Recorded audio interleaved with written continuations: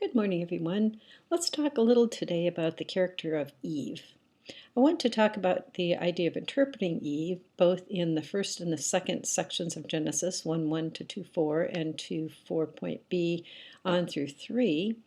We'll notice that there's differences between those two sections of text and that they do tend to get read in dialogue with one another, but they do have also a little bit different characteristics, which would lead us to believe and lead some to believe that we've got two different stories put together, juxtaposed with one another.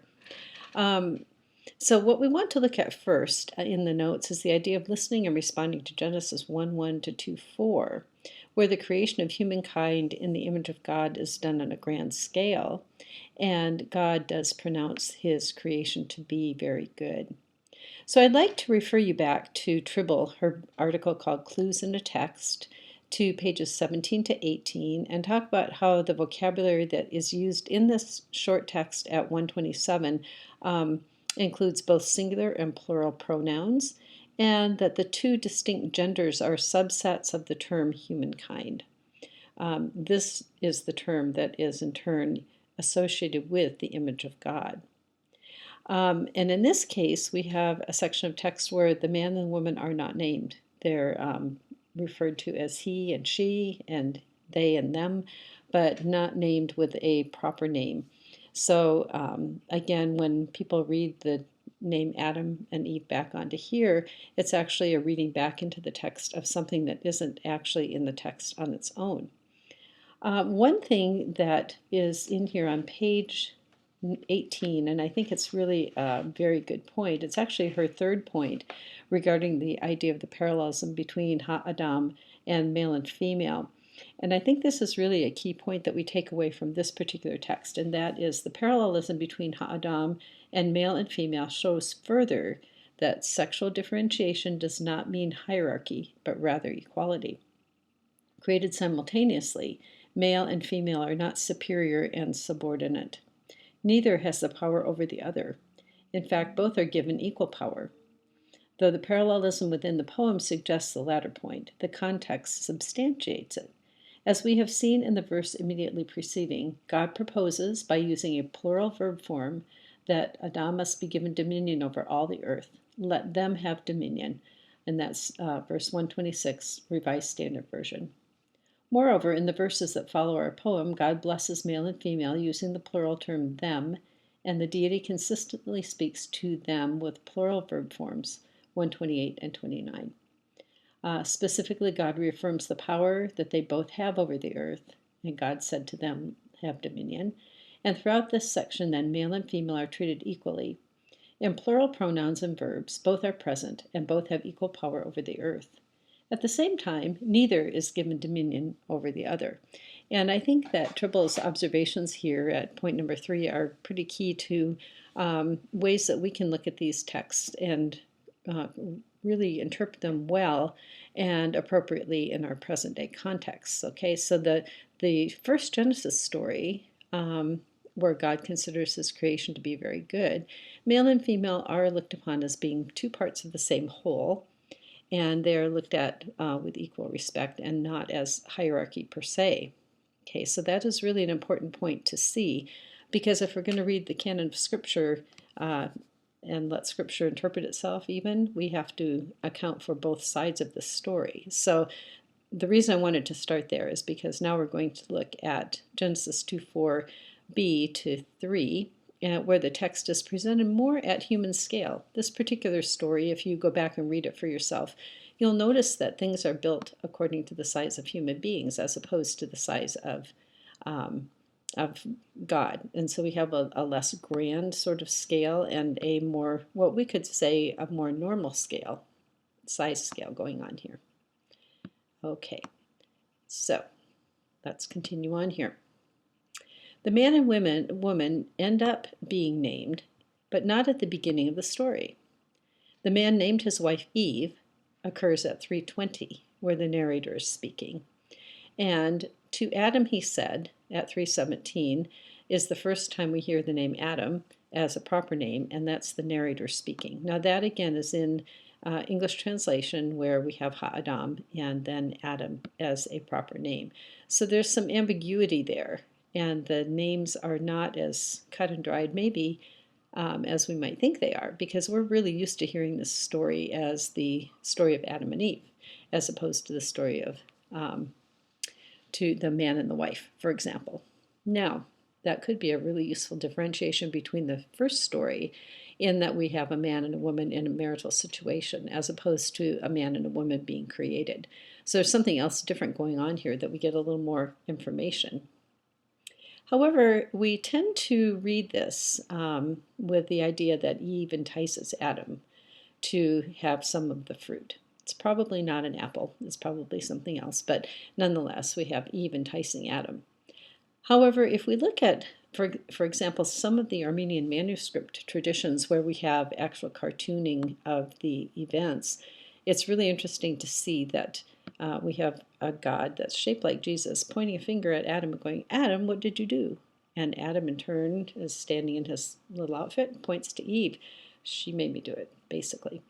And sometimes in those manuscripts, Eve will be standing and looking very, very chaste and very embarrassed. But there's one where the manuscript copier actually had Eve in turn going, that snake made me do it. So we had the finger pointing that actually is represented in our text being represented by that artist. And I thought it was interesting that an artist would actually be free with the pattern that he normally would be painting, and did it in such a way that we can see that really this is a blame game. Adam, what did you do? Well, she made me do it. And Eve, what did you do? Well, that snake made me do it. And vice versa, in reverse, the punishment comes the snake, the woman, and the man.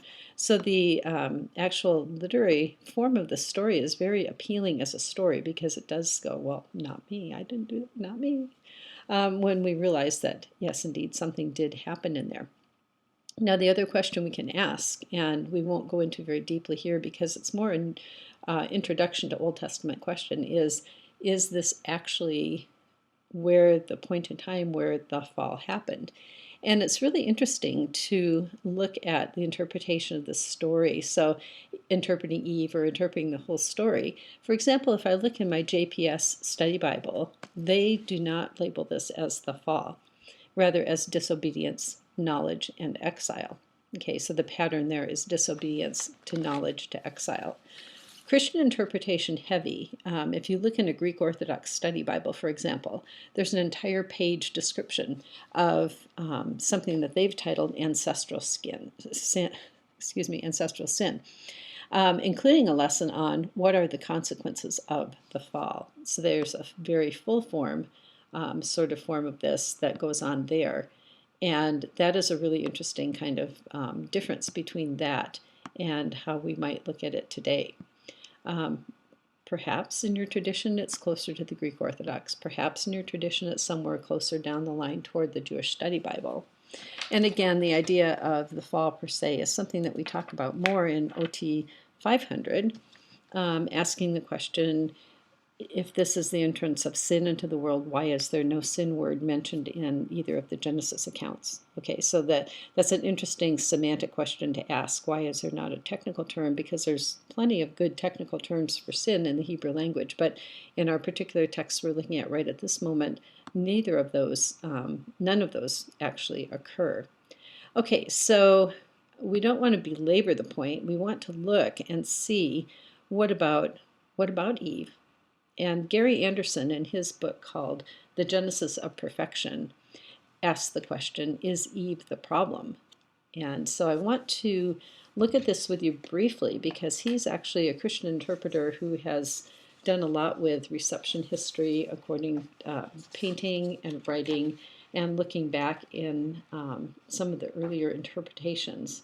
Okay, so his most challenging chapter that I thought was really interesting in this book is chapter 5.